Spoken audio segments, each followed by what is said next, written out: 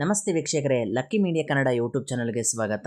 I hope ಎಲ್ಲರೂ ಚೆನ್ನಾಗಿದ್ದೀರಾ ಅಂತ ಹೇಳಿ ಭಾವಿಸ್ತಾ, ವೀಕ್ಷಕರೇ, ಕರ್ನಾಟಕದಾದ್ಯಂತ ಇಂದು ಸುದ್ದಿ ಇರ್ತಕ್ಕಂತಹ ಒಂದು ವಿಶೇಷವಾಗಿರ್ತಕ್ಕಂಥ ಒಂದು ವಿಷಯ ಏನಪ್ಪ ಅಂತಂದರೆ ಜನಗಣತಿಯ ವಿಷಯ ಅನ್ನುವಂಥದ್ದು. ಅದರಲ್ಲೂ ಕೂಡ ಸಿದ್ದರಾಮಯ್ಯ ನೇತೃತ್ವದ ಸರ್ಕಾರ, ಅದರಲ್ಲೂ ಕೂಡ ಸಿ ಎಂ ಸಿದ್ದರಾಮಯ್ಯನವರು ಈ ಜಾತಿ ಗಣತಿಯ ವರದಿಯನ್ನು ಏನು ಸಚಿವ ಸಂಪುಟದಲ್ಲಿ ಏನು ಏಪ್ರಿಲ್ 17ರಂದು ಏನು ಒಂದು ವರದಿಯನ್ನು ಎಲ್ಲ ಸಚಿವರು ಕೂಡ ಹಂಚ್ತಾರೆ. ಆ ಸಂದರ್ಭದಿಂದ ಸ್ಟಾರ್ಟ್ ಆಗಿರ್ತಕ್ಕಂತಹ ಡಿಸ್ಕಷನ್ ಇನ್ನಾದರೂ ಕೂಡ ನಡೀತಾ ಇದೆ.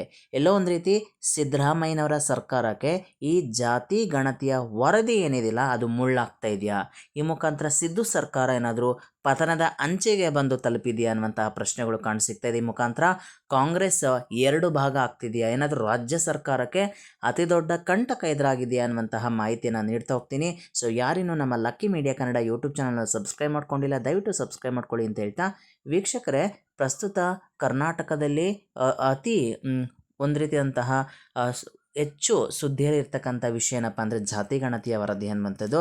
ಸೊ ರಾಜ್ಯ ಹಿಂದುಳಿದ ಆಯೋಗದ ಸಲ್ಲಿಸಿರ್ತಕ್ಕಂತಹ ಏನು ಈ ಒಂದು ಜಾತಿ ಗಣತಿಯ ವರದಿಗೆ ಸಂಬಂಧಪಟ್ಟ ಹಾಗೆ ಯಾವ ಜಾತಿಯ ಜನಗಳು ಎಷ್ಟು ಸಂಖ್ಯೆಯಲ್ಲಿದ್ದಾರೆ ಅನ್ನುವಂತಹ ಒಂದು ವರದಿಯನ್ನು ಇದು ಕೊಡ್ತಾ ಇದೆ. ಸೊ ಈ ಮುಖಾಂತರ ಅತಿ ಹೆಚ್ಚು ಜನಸಂಖ್ಯೆನ ಒಳಗೊಂಡಿರ್ತಕ್ಕಂತಹ ಪರಿಶಿಷ್ಟ ಜಾತಿ 1 ಕೋಟಿ ಜನಸಂಖ್ಯೆನ ಒಳಗೊಂಡಿದೆ ಅನ್ನುವಂಥದ್ದು ವರದಿಯ ಪ್ರಕಾರ ನೀಡಲಾಗಿದೆ.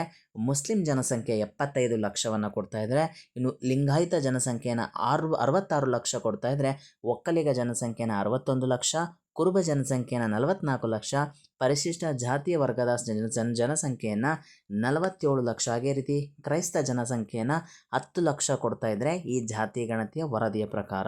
ಸೊ ಇದನ್ನು ನೋಡ್ತಾ ಹೋದಾಗ ಎಲ್ಲರೂ ಕೂಡ ಅವರ ಒಂದು ಏನು ಸಮುದಾಯದ ನಾಯಕರು ಕೂಡ ಈ ಒಂದು ಜಾತಿ ಗಣತಿಯ ವರದಿಯನ್ನು ಒಪ್ಕೊಳ್ಳಿಕ್ಕೆ ಯಾರೂ ಕೂಡ ಸಿದ್ಧ ಇಲ್ಲ ಅನ್ನುವಂಥದ್ದು. ಸೊ ಲಿಂಗಾಯತರು ನಾಯಕರು ಬಂದು ಹೇಳ್ತಾ ಇದ್ದಾರೆ, ನೋನು ನಮ್ಮ ಒಂದು ಜನಸಂಖ್ಯೆ ಇರ್ತಕ್ಕಂಥದ್ದು 1,25,00,000 ಜನಸಂಖ್ಯೆ ಇದ್ದೀವಿ ಅನ್ನುವಂತಹ ಒಂದು ಅವರ ಒಂದು ವಾದವನ್ನು ಮಂಡಿಸ್ತಾ ಇದ್ದಾರೆ. ಇನ್ನು ಒಕ್ಕಲಿಗರು ಕೂಡ ನಾವು ಕೂಡ 1 ಕೋಟಿ ಜನಸಂಖ್ಯೆ ಮೀರುವಷ್ಟು ಜನರನ್ನು ಹೊಂದಿದ್ದೇವೆ ಎನ್ನುವಂತಹ ಮಾಹಿತಿಗಳನ್ನು ಆ ಒಂದು ನಾಯಕರು ನೀಡ್ತಾ ಇದೆ. ಹೀಗೆ ರಾಜಕೀಯ ನಾಯಕರು ಕೂಡ ಯಾರು ಕೂಡ ಈ ಒಂದು ಜಾತಿ ಗಣತಿಯ ವರದಿಯನ್ನು ಒಪ್ಕೊಳ್ಳಿಕ್ಕೆ ತಯಾರಿಲ್ಲ ಅನ್ನುವಂಥದ್ದು. ಬಟ್ ಈಗ ಸಿದ್ದರಾಮಯ್ಯನವರ ಒಂದು ಮುಂದೆ ಇರ್ತಕ್ಕಂಥ ಆಪ್ಷನ್ಗಳೇನಪ್ಪ ಅಂತಂದರೆ, ಈ ಜಾತಿ ಗಣತಿಯನ್ನು ಜಾರಿ ಮಾಡಿದಾಗ ಎಲ್ಲೋ ಒಂದು ರೀತಿ ಹಿಂದುಳಿದ ವರ್ಗದವರಿಗೆ ತುಂಬ ಅನುಕೂಲ ಆಗುತ್ತೆ ಅನ್ನುವಂಥದ್ದು. ಈ ಮುಖಾಂತರ ಹಿಂದುಳಿದ ವರ್ಗದ ಅತಿ ದೊಡ್ಡ ನಾಯಕರಾಗಿ ಎಲ್ಲೋ ಬಿಂಬಿಸ್ಕೊಳ್ಳೋದಕ್ಕೆ ಪ್ರಯತ್ನ ಮಾಡ್ತಾ ಇದ್ದಾರೆ ಸಿ ಎಂ ಸಿದ್ದರಾಮಯ್ಯನವರು ಅನ್ನುವಂತಹ ಪ್ರಶ್ನೆಗಳು ಕಾಣಿಸಿಕ್ತಾ ಇದೆ. ಈ ಮುಖಾಂತರ ಎಲ್ಲೋ ಒಂದು ರೀತಿ DCM ಆಗಿರುವಂತಹ DK ಶಿವಕುಮಾರ್ ಅವರಿಗೆ ಟಾಂಟ್ ಕೊಡ್ತಾ ಇದ್ದಾರೆ ಅನ್ನುವಂತಹ ಪ್ರಶ್ನೆಗಳಲ್ಲಿ ಉದ್ಭವಿಸ್ತಾ ಇದೆ.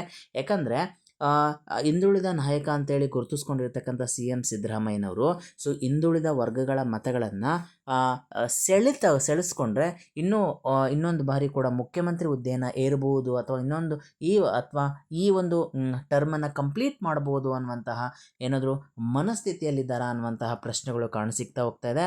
ಅದರಲ್ಲೂ ಕೂಡ ಪ್ರಸ್ತುತ ಕಾಂಗ್ರೆಸ್ ಸರ್ಕಾರದಲ್ಲಿ ಏನು ಒಟ್ಟಾರೆ 140 MLAಗಳನ್ನು ಒಳಗೊಂಡಿರ್ತಕ್ಕಂಥ ಈ ಒಂದು ಕಾಂಗ್ರೆಸ್ ಸರ್ಕಾರದಲ್ಲಿ ಲಿಂಗಾಯತ ಸಮುದಾಯದ ಶಾಸಕರು 34 ಇದ್ದರೆ, ಒಕ್ಕಲಿಗರ ಶಾಸಕರು 23 ಇದ್ದಾರೆ. ಸೊ ಅತಿ ಹೆಚ್ಚು ಸಂಖ್ಯೆಯಲ್ಲಿ ಇರುವ ಕಾರಣ ಏನಾದರೂ ಲಿಂಗಾಯತ ಮತ್ತು ಒಕ್ಕಲಿಗ ಶಾಸಕರು ಏನಾದರೂ ಈ ಒಂದು ಜಾತಿ ಗಣತಿಯನ್ನು ಏನಾದರೂ ಜಾರಿಗೊಳಿಸಿದ್ರೆ ಈ ಲಿಂಗಾಯತ ಮತ್ತು ಒಕ್ಕಲಿಗ ಶಾಸಕರು ಏನಾದರೂ ದಂಗೆ ಹೇಳ್ತಾರಾ, ಈ ಒಂದು ಸರ್ಕಾರದ ವಿರುದ್ಧ ಏನಾದರೂ ರಾಜೀನಾಮೆಯ ಒಂದು ಪ್ರಹಸನವೇನಾದರೂ ಸ್ಟಾರ್ಟ್ ಆಗುತ್ತಾ ಅನ್ನುವಂಥದ್ದು. ಯಾಕಂದರೆ ಈ ಜಾತಿ ಗಣತಿಯ ವರದಿ ಏನಾದರೂ ಜಾರಿ ಆಯಿತು ಅಂತಂದರೆ ಎಲ್ಲೊಂದು ರೀತಿ ಲಿಂಗಾಯತ ಮತ್ತು ಒಕ್ಕಲಿಗ ಸಮುದಾಯಕ್ಕೆ ಅತಿ ದೊಡ್ಡ ಮೋಸ ಆಗುತ್ತೆ ಅನ್ನುವಂತಹ ಒಂದು ಹೇಳಿಕೆಗಳನ್ನು ಆ ಒಂದು ಸಮುದಾಯದ ನಾಯಕರು ಕೊಡ್ತಾ ಇರುವ ಕಾರಣ, ಅದರಲ್ಲೂ ಕೂಡ ಈ ಒಂದು ವಿಷಯಕ್ಕೆ ಸಂಬಂಧಪಟ್ಟಾಗೆ ಅದು ತುಂಬ ರಾಜ್ಯಾದ್ಯಂತ ಚರ್ಚೆ ಆಗ್ತಾ ಇದೆ. ಸಮುದಾಯಗಳ ನಡುವೆ ಈ ಒಂದು ಪ್ರಶ್ನೆಗಳು ಉದ್ಭವಿಸ್ತಾ ಇದೆ ಅನ್ನುವಂಥದ್ದು. ಅದರಲ್ಲೂ ಕೂಡ ಪ್ರಸ್ತುತ ಸಿದ್ದರಾಮಯ್ಯನವರ ಸರ್ಕಾರಕ್ಕೆ ಎಲ್ಲೋ ಒಂದು ರೀತಿ ಕಂಟಕ ಎದುರಾಗಿದೆ ಅಂತ ಹೇಳಿದ್ರು ಕೂಡ ತಪ್ಪಾಗಲಾರ್ದು. ಈ ಜಾತಿ ಗಣತಿ ಏನಾದರೂ ಈ ವರದಿಯನ್ನು ಒಪ್ಕೊಂಡು ಏನಾದರೂ ಜಾರಿಗೊಳಿಸಿದ್ರೆ ಎಲ್ಲೋ ಒಂದು ರೀತಿ ಲಿಂಗಾಯತ ಮತ್ತು ಒಕ್ಕಲಿಗ ಸಮುದಾಯದ ರಾಜಕೀಯ ನಾಯಕರು ದಂಗೆ ಹೇಳ್ತಾರೆ ಅನ್ನುವಂತಹ ಎಲ್ಲ ಸೂಚನೆಗಳು ಕಾಣಿಸಿಕ್ತಾ ಇದೆ. ಅದರಲ್ಲೂ ಕೂಡ ಇದಕ್ಕೆ ಸಂಬಂಧಪಟ್ಟ ಹಾಗೆ ಮಠಾಧೀಶರು ಕೂಡ ಇದಕ್ಕೆ ಧ್ವನಿಗೂಡಿಸಿರ್ತಕ್ಕಂಥದ್ದೆಲ್ಲ ಒಂದು ರೀತಿ ಈ ಎಲ್ಲ ಪ್ರಶ್ನೆಗಳು ಕೂಡ ಉದ್ಭವಿಸ್ತಾ ಹೋಗ್ತದೆ. ಇಲ್ಲ ಒಂದು ರೀತಿ ಸಿ ಎಂ ಸಿದ್ದರಾಮಯ್ಯನವರು ಮುಂದಿನ ದಿನಗಳಲ್ಲಿ ಈ ಜಾತಿ ಗಣತಿಯ ವರದಿಯ ಕುರಿತಾಗಿ ಯಾವ ರೀತಿಯಾದಂಥ ತೀರ್ಮಾನಗಳನ್ನ ಕೈಗೊಳ್ತಾರೆ, ಇದಕ್ಕೆ ಸಂಬಂಧಪಟ್ಟಾಗೆ ಒಕ್ಕಲಿಗ ಮತ್ತು ಲಿಂಗಾಯತ ಸಮುದಾಯದ ನಾಯಕರು ಕೂಡ ಹೇಳ್ತಿದ್ದಾರೆ ಒಂದೊಂದು ರೀತಿ ಅವೈಜ್ಞಾನಿಕ ವರದಿ ಅನ್ನುವಂಥದ್ದು, ಇದನ್ನು ಒಪ್ಕೊಳ್ಳೋಕ್ಕೆ ಸಾಧ್ಯನೇ ಇಲ್ಲ ಅನ್ನುವಂತಹ ಮಾತುಗಳನ್ನು ಆಡ್ತಾ ಇದ್ದಾರೆ. ಸೊ ಈ ಒಂದು ಜಾತಿ ಗಣತಿಯ ವರದಿ ಏನಾದರೂ ಸಿ ಎಂ ಸಿದ್ದುಗೆ ಕಂಟಕ ಆಗುತ್ತಾ, ಈ ಮುಖಾಂತರ ಏನಾದರೂ ಅವರು ತಮ್ಮ ಅಧಿಕಾರವನ್ನು ಕಳೆದುಕೊಳ್ತಾರಾ ಅನ್ನುವಂಥದ್ದನ್ನ ಮುಂದಿನ ದಿನಗಳಲ್ಲಿ ಕಾದು ನೋಡಬೇಕಾಗುತ್ತೆ ಸ್ನೇಹಿತರೆ. ಸೊ ಒಟ್ಟಾರೆಯಾಗಿ ಜಾತಿ ಗಣತಿಯ ಒಂದು ವರದಿಗೆ ಸಂಬಂಧಪಟ್ಟಾಗೆ ಈ ಒಂದು ಜಾತಿ ಗಣತಿಯ ವರದಿಗೆ ಸಂಬಂಧಪಟ್ಟಾಗೆ ರಾಜ್ಯ ಸರ್ಕಾರ ಏನಾದರೂ ಪತನದ ಹಂಚಿಗೆ ಬಂದು ತಲುಪಿದೆಯಾ ಅನ್ನುವಂಥ ಪ್ರಶ್ನೆಗಳು ಕಾಣಿಸಿಕ್ತಾ ಇದೆ.